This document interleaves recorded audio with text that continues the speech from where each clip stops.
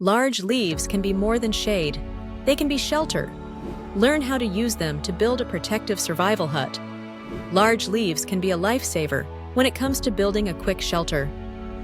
Find leaves from trees like palm, banana, or large ferns, which are ideal for creating a waterproof roof. Use sticks and vines to build a frame. Then layer the leaves on top to create a slanted structure that will allow rain to run off.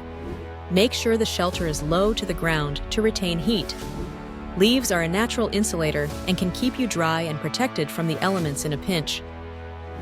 Ever built a shelter using large leaves? Share your best tips for creating quick and effective survival shelters.